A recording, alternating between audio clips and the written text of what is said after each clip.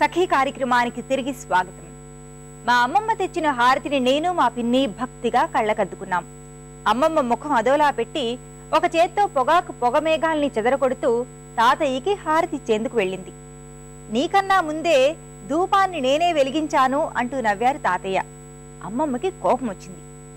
నీకేం తెలుసోయ్, పొగ తాగినవాడు దున్నపోతాయి పుట్టున్ అని అన్నారాయన. ఆయన మాటలు వినపడనట్లు నటిస్తూ ఏమన్నారు? దున్నపోతులా పుడతారంటున్నది పొగ తాగేవారా లేక తాగనివారా అంది అమాయకంగా అమ్మమ్మ ఇంట్లోకెళ్తూ.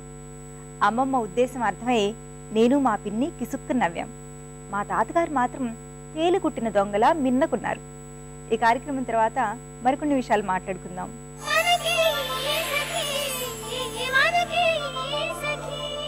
నమస్కారం.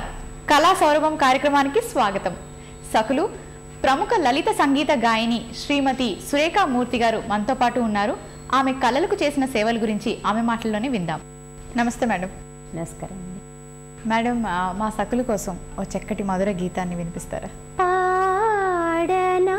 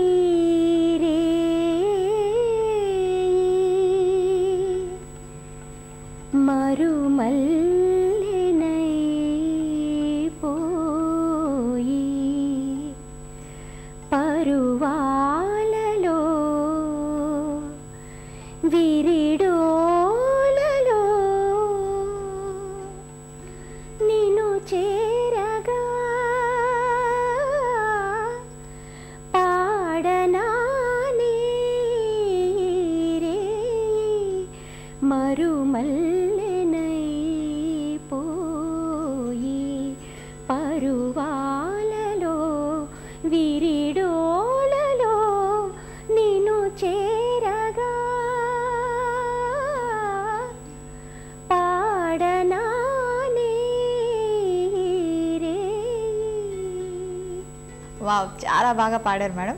అండ్ మీ వాయిస్ కూడా చాలా సాఫ్ట్గా ఎంతో సున్నితంగా ఉందన్నమాట. అసలు మీకు సంగీతం మీద ఈ ఇంట్రెస్ట్ అనేది ఏ టైంలో కలిగింది, ఏ ఏజ్లో? చాలా బాల్యం నుంచి అండి. చిన్నప్పటి నుంచి, అంటే మా జనరేషన్కి రేడియో ఆధారం.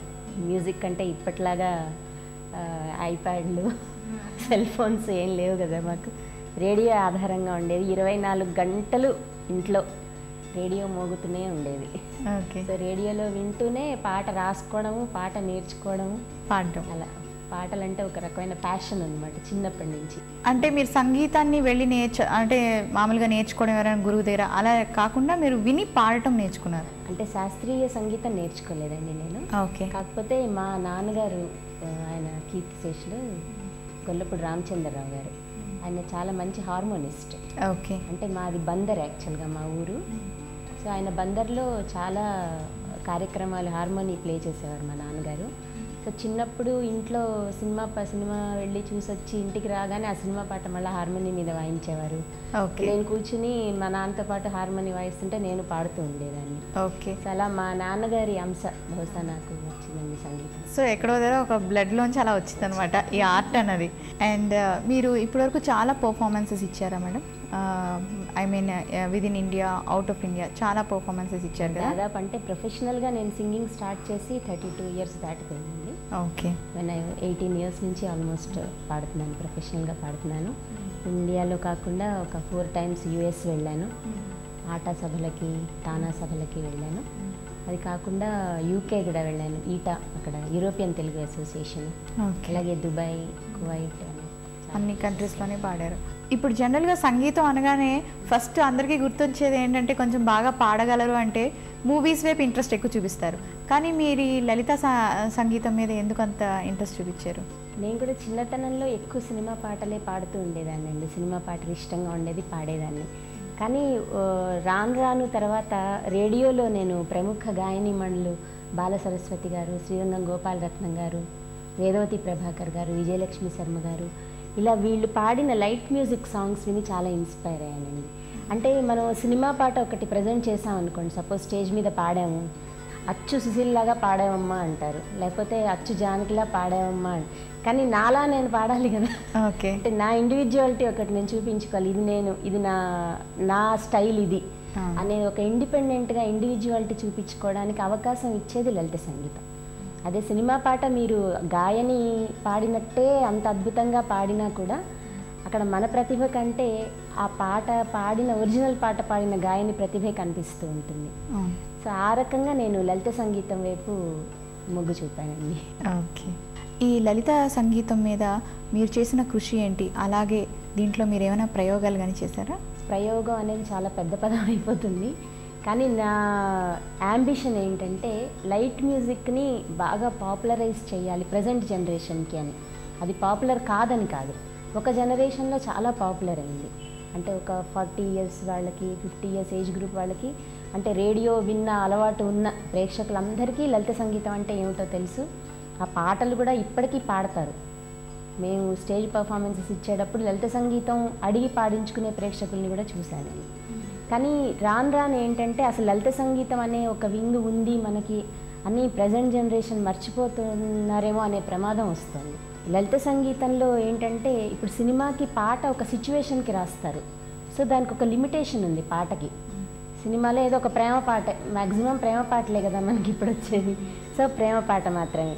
కానీ మీకు లలిత సంగీతంలో భావానికి లిమిటేషనే లేదు. You can choose any subject. ఒక అమ్మ మీద ఒక పాట రాస్తాడు, భగవంతుడి మీద ఒక పాట రాస్తారు, ప్రకృతి మీద ఒక పాట రాస్తారు. సో దానిలో భావానికి కూడా మీకు లిమిట్ లేదు, సంగీతానికి కూడా లిమిట్ లేదు. సో ఆ డిఫరెన్స్ తెలియాలి, ఆ సంగీతాన్ని కూడా మన జనరేషన్ ఎంజాయ్ చేయాలి అనే ఉద్దేశంతో కొన్ని లైట్ మ్యూజిక్ సిడీస్ ప్లాన్ చేస్తున్నానండి నేను. ఆ ప్రయత్నంలోనే ఈ సంవత్సరం పాటల బాటలో అని ఒక లైట్ మ్యూజిక్ సిడీ, అది మన పద్మభూషణ్ మంగళంపల్లి బాలమురళీకృష్ణ గారు, ఆయన లలిత సంగీతం చేశారనే విషయం చాలామందికి తెలియదు అసలు. సో ఇది కూడా మన ట్రెజర్, దీన్ని మనం కాపాడుకోవాలి. ఆ ఉద్దేశంతో ఆయన కంపోజ్ చేసిన ఒక 9 పాటలు తీసుకుని నేను ఒక సీడీ చేయటం జరిగింది. పాటల బాటలో అని ఈ సంవత్సరం చేశాను. అందులోంచి ఒక పాట మాకు వినిపిస్తారా? తప్పకుండా. ఇప్పుడు నేను పాడబోయే ఈ పాట రచన, సంగీతం రెండు కూడా పద్మభూషణ్ బాలమురళీకృష్ణ గారు చేసిందేనండి. దొంగ చూపులేలనోయి తొంగి చూతు వేలనోయి అల్లరినా నల్లని దొర చెంత చేరవేలా దొంగ చూపులేలనోయి తొంగి చూతు వేలనోయి అల్లరినా నల్లని దొర చెంత చేరవేలా దొంగ చూపులేలనోయి తొంగి చూతు వేలనోయి. సురేఖామూర్తి గారు, గాయనిగా మీ లక్ష్యం ఏంటండి? నా లక్ష్యం జీవితంలో ఏంటంటే మంచి సంగీతానికి, మంచి సాహిత్యానికి పీట వేయాలని. ఓకే సురేఖామూర్తి గారు, మీ లక్ష్యం నెరవేరాలని మేము కోరుకుంటున్నాం. అలాగే మీరు చక్కని పాటలు మా అందరికీ అందించాలని కూడా కోరుకుంటున్నాం. థ్యాంక్ యూ అండి.